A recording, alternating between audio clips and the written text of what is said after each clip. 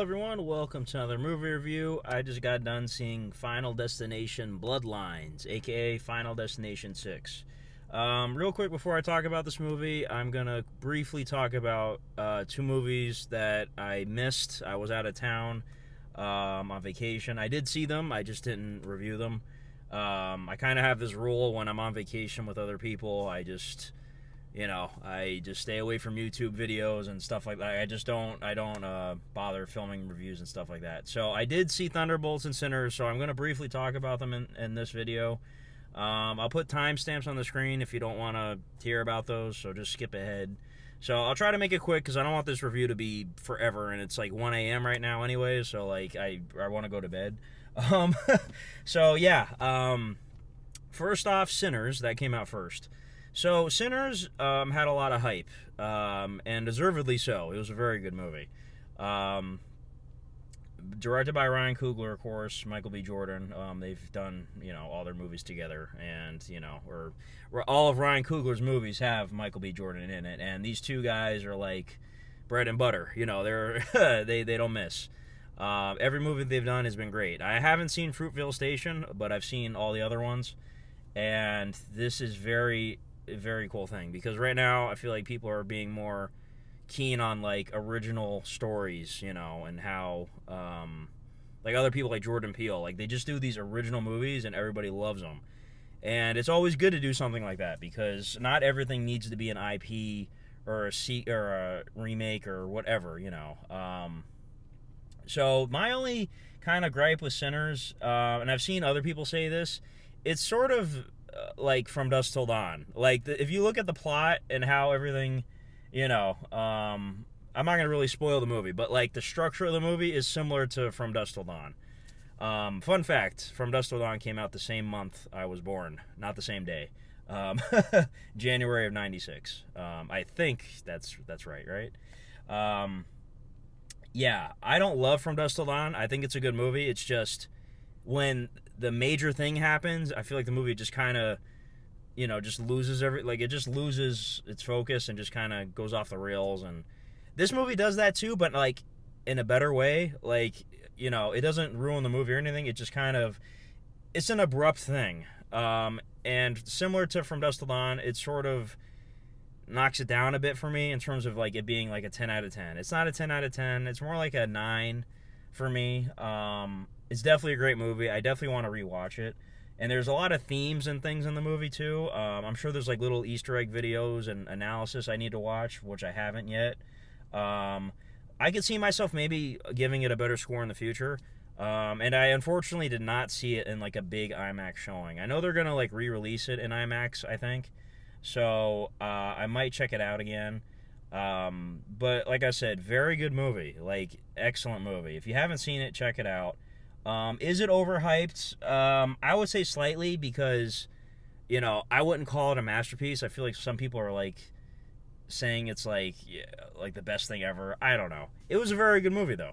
Definitely my favorite movie of the year so far. So Sinners, like a 9 out of 10, like I said. So definitely check it out. And stay for the post-credit stuff. Thankfully, I heard about that. I know apparently a lot of people missed that. There's some people I work with that missed it. I was asking them about the movie because I know they saw it, and I was like, oh, did you see the surprise stuff at the end? So there's like a mid-credit scene and a post-credit scene, so stay for all that stuff. It's important. So, all right, next is Thunderbolts. Thunderbolts is another one. I feel like is kind of getting like mixed things. I'm seeing some people saying it's like the best Marvel movie since Endgame, like legitimately saying that. And I'm seeing some people just saying it was like it was whatever. I'm sort of on the band of like it was whatever. I didn't think it was bad. I thought it was good, but it wasn't like great. Like, I thought it was just fine. My big gripe with the movie was sort of how, I don't know, like I love Florence Pugh as Yelena. She's essentially the main character of the movie. She was excellent. Nobody gives a bad performance. It's just, I feel like this particular group of characters were sort of like forced into liking them as a team. If you watch the movie, you know what I mean. Like, these aren't like great characters necessarily, like Ghost, for example, or like, I don't know, U.S. Agent. Like, he's a good character, but like I feel like they're sort of like rushing this new thing they're doing. I'm not gonna spoil the movie, but like it leads into like upcoming things. I'll just say that, and they're sort of like rushing us to like these new characters as like this new team. And uh, again, I don't dislike any of these characters. It's just I feel like we haven't had enough time with these characters in particular. Um, for instance, when we got to like Avengers 1 and 2 or Infinity War, whatever, we had plenty of time with the main Avengers. Whereas these characters, they've only been in 1 or 2 projects apiece, and that's it. You know what I mean? Especially Ghost. I'm gonna keep saying Ghost. So yeah, and I feel like again, not all the action was like the best. Some of the set pieces were okay. Bob is the best character, Sentry. He's awesome, and I like. There's like a unique twist on like the final battle, I'll say, and it was different. You know, it was unique. Um, but again, I feel like Bucky was just there. Like I don't know, I just felt weird for Sebastian Stan. Like I feel like he kind of just did the movie just to do the movie. I don't know. He just felt out of place to me. Um, he didn't really have like an arc either, which was weird. Like Yelena's really like the only one. Yelena, U.S. Agent, I'd say Red Guardian. You know, they get their little arcs in the movie. Bob, obviously, but I feel like Bucky was just kind of like just there, you know, to the side, unfortunately. So, and of course, he's like the best character in the group. So that was kind of weird for me. But I'm excited to see what happens going forward with it. But again, I didn't really see, like, again, this is not the best movie since Endgame. Like, you got Guardians 3, you got No Way Home. Like, there's these other movies that are way better. So yeah, I don't see it. But, you know, it was okay to me. Like, it wasn't bad. It was just whatever. Like, it was just a whatever movie. I don't know. Like, I didn't get the hype. For the people that do have hype, you know. But, you know, Red Guardian was really funny in it, though. I really enjoyed him. The action was okay. You know, nothing really stands out about this movie to me. Like, I don't know. But, yeah, Thunderbolts, I'd probably give... I rated it on Letterboxd. I think I might have gave it, like, 3 stars, maybe 3.5 stars. So, which equates to, like, a 6 or a 7. So... I forgot what I gave it, but just look at my Letterboxd, and it's in the MCU ranking list I have, so you can see where I put it. Yeah, it was just fine to me. I don't know. All right, anyways. Final Destination Bloodlines. Okay. Now, I need to preface this by saying, when I was a kid, I really enjoyed the first 3 Final Destinations. So back in the day, we had Netflix before Netflix was a streaming service. It was the company that would send you DVDs in the mail. And what we used to do, my dad would take the DVDs and he would burn the disc onto a blank disc so we could keep the movies. We like make our own copies of the movies. I think I've talked about this before on the channel. We used to do that with a bunch of movies, like the Chucky movies. When I was a kid, I was a huge fan of Chucky. I had all the Chucky movies except for Child's Play 3 because Child's Play 3 was not on Netflix for whatever reason. We couldn't get it. So my dad ended up buying me Child's Play 3, like an actual DVD of it, for my birthday one year, which is really funny. It was either my 10th or 11th birthday. And yeah, I know that's like really young to be a Chucky fan, but yeah, we used to do that back in the day. We used to burn the movies onto disc, sort of how like if you would, you know, this is totally outdated, but like CDs, you would like put the CD onto the computer, burn it onto the computer, and you download all the songs that way. Or put it onto like another blank CD disc. It was similar to that. So Final Destination was one of those series I wanted to get into when I was a kid because there was only 3 of them at the time. I remember being really intrigued by the 3rd one because it had a roller coaster and I loved roller coasters. So yes, we did the same thing with those. Now, interestingly enough, Netflix did not have Final Destination 1. So I owned 2 and 3 on my own discs that we copied of. And I watched part 2 and 3 all the time. Like, I rewatched those so many times. To the point that I actually like 2 and 3 more than the first movie. And that's probably a hot take. I've seen the first movie a couple times. I had to watch it on TV originally. I don't know what it is. I just don't, love the first movie. To me, I like 2 and 3 way more. I feel like the characters are way more interesting. And the premise is, better executed in 2 and 3. I think 2 is my favorite, actually. I like 2 the best. I feel like some of the characters in 3 were kind of insufferable. But I really like the characters in 2. So yeah, part 2 is my favorite. Then I'd say part 3, and then part 1. Again, that's probably a hot take. Sorry, I can't talk. And then the fourth movie is just terrible. Like, it's really bad. It annoys me they called the fourth one The Final Destination when they made another one 2 years later. Like, come on. And so I hate when studios do that. Like, you really gonna say the final one? That's so gimmicky. You know you're gonna be making more of these movies. Come on. So, Final Destination 5, I actually did not watch that until yesterday. For whatever reason, for 15 years or whatever it's been, I haven't watched that movie. I don't know why. I just never thought about watching it. I don't know.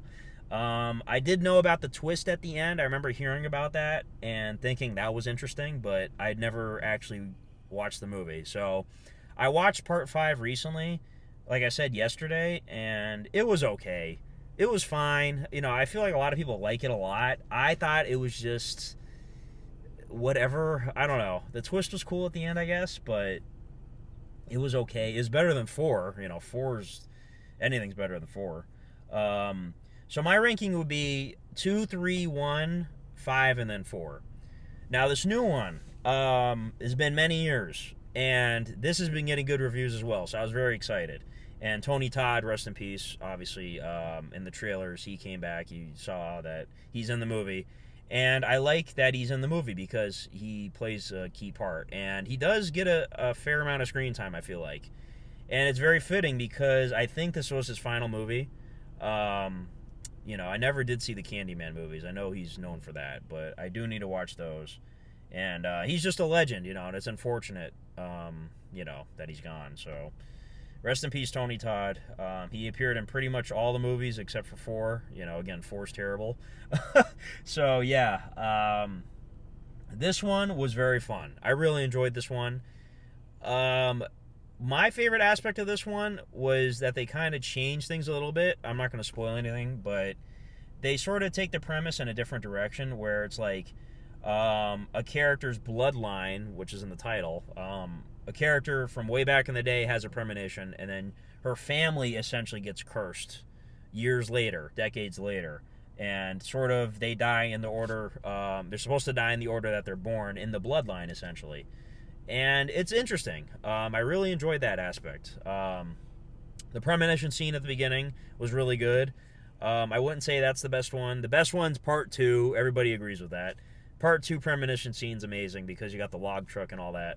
So, yeah. But the premonition at the beginning, this one was cool. It was a different sort of setting. I like that, you know. But, yeah, the kills were creative and fun as normal, you know. I feel like, too, the characters at first in the family were kind of insufferable, but they grew on me. As the movie started going along, the characters really grew on me, and I actually got invested in the story. I actually did enjoy all the characters for the most part. And yeah, it was just a fun time. Like, this movie knew what it was. Like, it knows it's a Final Destination movie. And I think it did a good job in, like, fleshing out all the characters and whatnot. So, I do have a few minor gripes, though. Like, there's one character that sort of just disappears at the end of the movie. You're like, wait, what happened to, you know, the aunt? I'll just say that. What happened to, I don't know. There's other things you could question. My favorite character, by the way, was the tattooed guy. He was funny. He's pretty much like the comedic relief in the movie. And the comedy was really good, too. They got very creative with, like talking shit to Death, you know, because Death is the villain, and, you know, the superstitions and all that stuff, and making fun of it. But yeah, it was really well done, I think. I don't know who wrote this, I don't know who directed this, but, you know, they did a good job. Is it like the best movie ever? No, it's just a total popcorn movie. You know, it's totally fun. You know, I will put it in the same realm as like the first 3 movies. Like, it's, you know, that sort of same quality. So yeah, I would say probably like a 6.5. You know, 6.5 for me, C+. Totally fun movie. I would definitely. I don't know if I'm gonna buy it, but I would definitely watch it again. So, yeah, fun movie, guys. I really don't have a lot to say. I don't really have a lot of gripes, you know? The acting was fine for the most part. I can't really, like, knock this movie for, like, acting or, you know, whatever cheesiness, because that's what this movie is. Like, it's supposed to be just a fun movie. So, yeah, the kills were good. That's what's really most important to me. And the characters I actually was invested in, so... the brother in the movie was, I forget the actor's, Tio Brines, whatever his name is. He was in Chucky Season 1, and I really enjoyed him in that, so it was cool to see him. I don't think I recognized any other actors, though, in this, but, yeah, cool little twist on the Final Destination series. I don't know if they're going to ever do another one, but I would definitely go check it out, and, you know... The movies, they always have this, like, ending. It's like, it's kind of like the same thing every time. I'll just say that. It's like, all right, you know, they can only do so much with this concept to, like, not make it the same movie every time, you know? But it's like, can we come up with something different for the ending? I don't know. But yeah, good movie. As far as my ranking goes, I'd probably say, like I said, it's in the same quality as the first three.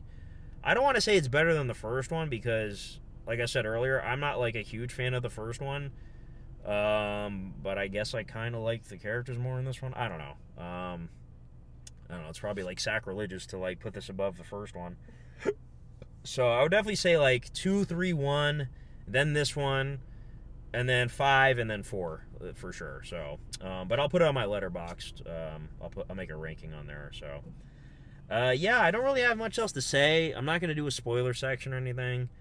Again, just rest in peace, Tony Todd. You know, it was cool to see him one last time in this. And, yeah, let me know in the comments how you'd rank all the movies. You could leave your scores, too, as well, if you'd like. What was your favorite kill? I'm not going to say what my favorite kill was, because that'd be a spoiler, but I'll say my 2 favorite, set pieces, I guess. There's one in the tattoo shop, and then there's one in a hospital. Those were my 2 favorite, sequences. I like those. But yeah, fun movie. So anyways, thanks for watching, guys. I'm giving this like a 6.5 out of 10.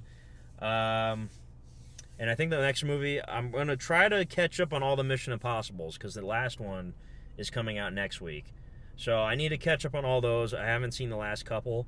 So I am going to try to make an effort to see Mission Impossible, because I've always just missed it every year because I'm never caught up on them. So yeah, I'm going to try to watch all those this week. So, but anyways, thanks for watching and have a good one. Bye-bye.